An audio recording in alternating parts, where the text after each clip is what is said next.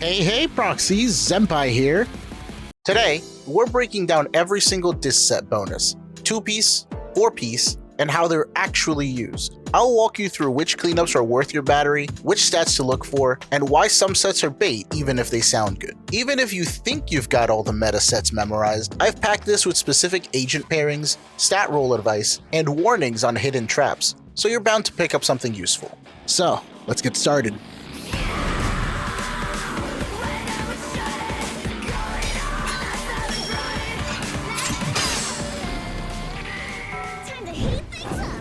First, let's talk about the elephant in the room, Soul Rock. Its 2-piece effect gives you 16% defense. This is only good on Ben. The 4-piece gives you damage reduction for a short time after getting hit. It requires you to get hit twice. Objectively, the worst disc set. Only good if your name is Ben Bigger. And even then, he maybe wants the 2-piece only. Farming this cleanup is a rage or a cope. Just don't do it. Next up is Woodpecker Electro. Its 2-piece bonus gives 8% crit rate, which is a great way to pad out your crit rate stat, but it doesn't do much on its own. It's useful to reach crit rate thresholds for an agent like Miyabi or Trigger. The 4-piece bonus boosts your attack by tactically using multiple skills and critting. This buff is great if you can keep at least 2 stacks up consistently.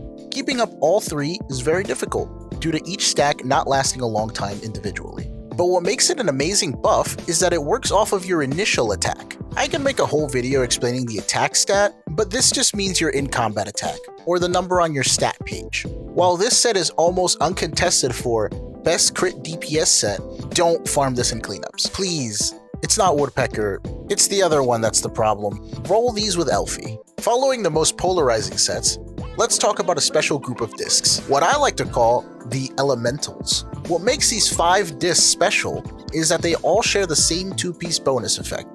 All of them will boost their elemental damage by 10%. These sets are Inferno Metal, Polar Metal, Chaotic Metal, Thunder Metal, and Fanged Metal. You know, I just noticed they're all metal. Maybe I should call them the Elementals. Despite their shared 2-piece effect, all of them have vastly different 4-piece bonuses, which will affect how you play your agents. For Inferno Metal, its 4-piece grants you 28% crit rate when the enemy is burned. I don't like this at all.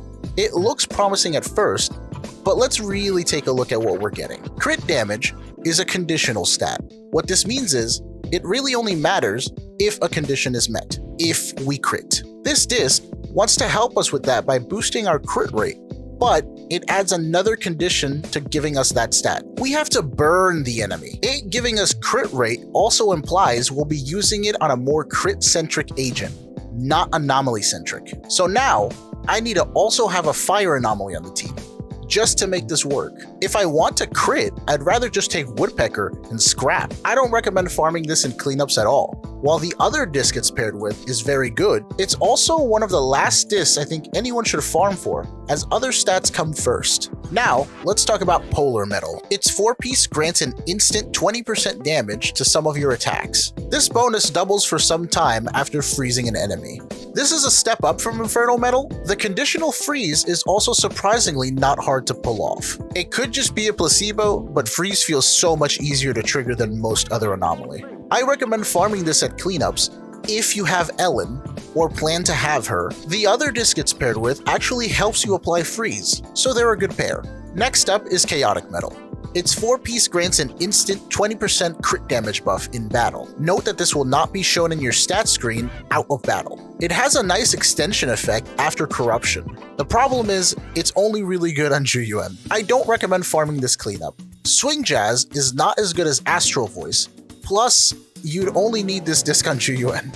Moving on to Thunder Metal. Its 4-piece grants a massive 28% attack buff while the enemy is shocked. I like that it uses initial attack. If you can constantly shock, it's always up. I only recommend farming this in cleanups if you don't have many of them. Definitely not a set you should hard focus on here. Getting the stats meant for these on the other set doesn't feel great. The other set it's paired with isn't bad though. Let's wrap up the metal sets with Fanged Metal. Its 4-piece has a great damage boosting effect, but is only reliably activated when using a physical anomaly.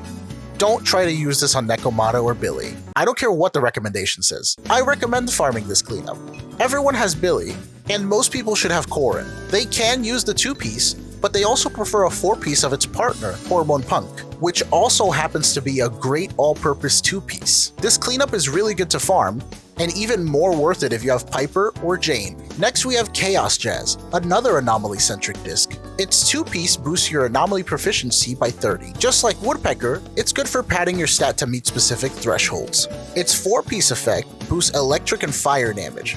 Further boosts the damage of EX and assist while off-field, or for a few seconds after switching in. This buff promotes a switch-heavy playstyle, and I love that. This set is great if you have Yanagi or Bernice. Otherwise, it's useless as a 4-piece. You might be able to put it on Grace, maybe, but these two have specific skills in their kit that work well with this set. That's why it was released alongside them. I'd only recommend farming this via cleanup if you have any of the duo and don't already have a lot of Chaos Jazzes. Moving on to Freedom Blues. It actually shares the same 2-piece effect with Chaos Jazz. This is great because they can stack, or for example, if a build requires 2 Chaos Jazz only, you can substitute 2 Freedom Blues instead.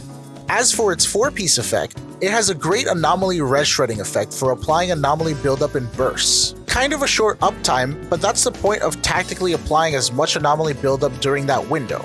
It makes sense. Farming this in cleanup, I think it's worth it, but keep in mind that this is mostly a future investment. Not many agents can utilize 2-piece polar metal, and even fewer can say 4-piece is worth it.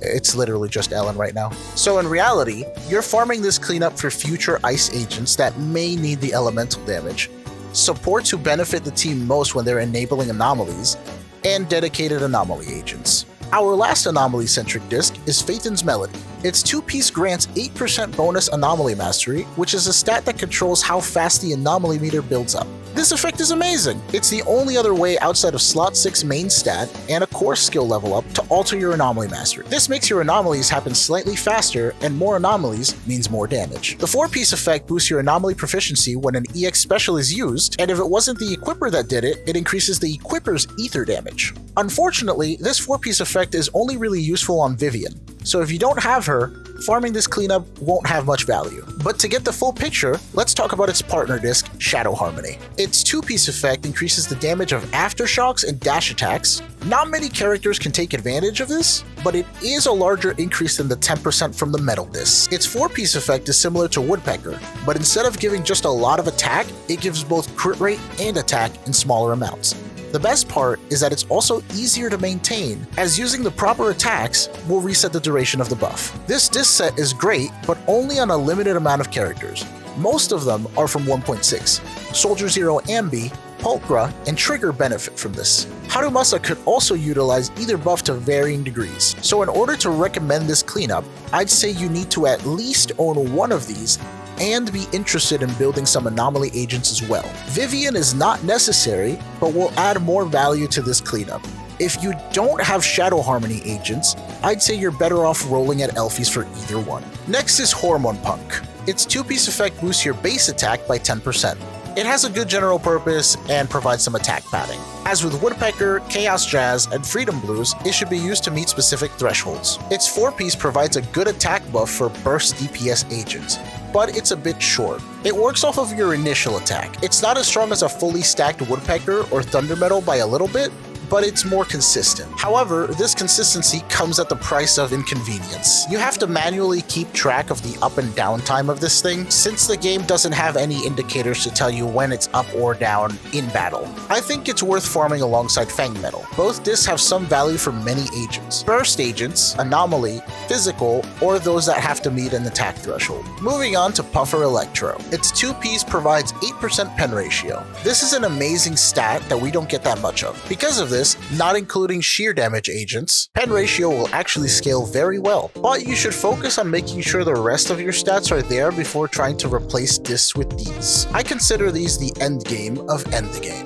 The 4-piece buff is interesting. I feel like it's trying to do too much. It's boosting ultimate damage by a bit, and then attack after, doing both in a mediocre way. Mediocre? I'd have to run calcs, but I feel like other 4-piece effects are more valuable. It's not bad, but it's not great. This disc has a great 2-piece, but the 4-piece feels underwhelming on paper. Not worth farming cleanups. It's also paired with Inferno Metal. Definitely worth rolling a 2-piece at Elfies though. Up next is Branch and Blade Song. Its 2-piece effect provides 16% crit damage, good for padding out your crit damage and would go on any crit-based unit that needs a few more crit damage rolls. The 4-piece effect is for Miyabi. It's just for Miyabi. This is a great set based on its 2-piece alone, as long as you have the crit rate to back it up. It pairs well with 4-piece Woodpecker. Having Miyabi adds a lot of value to farming this. It's also paired with Astral Voice, the best support set. You won't be mad if either of these sets rolls attack plus double crit. The next 2 discs are support-centric. First is Swing Jazz. Its 2-piece effect provides an extra 20% energy regen. This is a troublesome stat. It's good in theory. However, if you really think about it, what are we trying to do in the game most of the time? We're trying to do damage as fast as possible, not wait around for my energy to regen. I'd like to make a video on why energy regen is usually bait. Let me know if you guys would like to see that, but for now, just know that you won't want it on any DPS unit and that it has its very niche uses. Overall, I'd rather just have more damage in other cases and just throw out a few basic attacks if I'm really hurting for energy. Its 4-piece on the other hand is a great effect, but it's outclassed by Astral Voice in consistency and power. Even though Astral Voice is better, you actually want to run both of them together. Doing so will stack a lot of damage on your DPS. It's great if you can line it all up for the stun window. Overall, I wouldn't recommend farming this via cleanup, and you're better off rolling for Astral Voice. If you want to build Juyen and don't have many Swing Jazz, then I would recommend it, but the value will go down very quickly. You're better off rolling for them at Elfies. Up next is Astral Voice. Its 2-piece effect gives you 10% extra attack, stackable with Hormone Punk, and very good for attack padding. You can use it on DPS or support units to meet those attack thresholds. Its 4-piece effect is the best effect for supports. Its uptime can be extended with good use of actions that trigger a quick assist. This tests a player's skill to know their agent's kit. 2 and 3 stacks of the buff actually outperform Swing Jazz's damage buff. For me, it's very fun to use. Being the best support set and being paired with a good set in cleanup, there's no reason not to farm this. It's very high value. Only time I wouldn't recommend this cleanup is if you don't have any plans to build a crit DPS. Now, let's talk about stun-centric discs. Shockstar Disco's 2-piece effect grants bonus impact and is great for all stunners. Its 4-piece effect grants 20% bonus days for specific skills. It's not bad. It is useful in specific scenarios that need the bonus days, but I prefer Proto Punk's team-wide buff. Its 2-piece is best for stunners, and its 4-piece is second best for stunners. Better to not farm via cleanup. You don't want Thunder Metal stats on these. It feels bad. Unless you're trying to hyper-optimize a trigger build with 4-piece Shockstar, or you're trying to use King of the Summit, and those need crit rate rolls as well. In this case, I would recommend this cleanup, as the potential crit rate rolls in either disc will be beneficial to your setups. Next is Proto Punk, whose 2-piece effect boosts shield strength. It's okay. Convenient if the unit happens to have a shield. It's not really needed though. The 4-piece though is best for stunners or non-DPS units. It should be on any team that can afford this as a 4-piece. This competes with Freedom Blues on anomaly-centered teams though, as you'll want to balance whether your team needs more damage or more anomaly buildup for a specific case. The 4-piece team-wide buff is easy to trigger and very powerful. If you can initiate stun windows with it, it's even better. Despite being a good disc, I wouldn't farm it too much, especially if you don't own Bernice or Yanagi, or if you don't have any anomaly units or just don't like the anomaly playstyle. The Chaos Jazz disc that this is paired with will be completely wasted on your account, and therefore you should just roll these with Elfie if you really need them. Another note, since these will go on non-DPS units and stunners for the most part, you don't have to hyper-optimize these with the best substat rolls, as your stunners and non-DPS units will not be doing that much damage anyways. Lastly, there's 2 new discs that just came out in version 2.0, Yunkui Tales and King of the Summit. Let me go over these briefly as not much testing has been done. Yunkui Tales offers HP % as its 2-piece bonus and increases your sheer damage and crit rate based on using specific skills. This disc is only good on Yishuan. Future releases might change this, but for now, as of 2.0, it's only good on Yishuan. King of the Summit is a little more interesting. Its 2-piece increases days of attacks by 6%, not to be confused with impact. I have a video discussing the differences of days and impact and everything to do with the days formula, so check it out if you want. Video should be in the top right or in the pinned comment. Now for the 4-piece effect,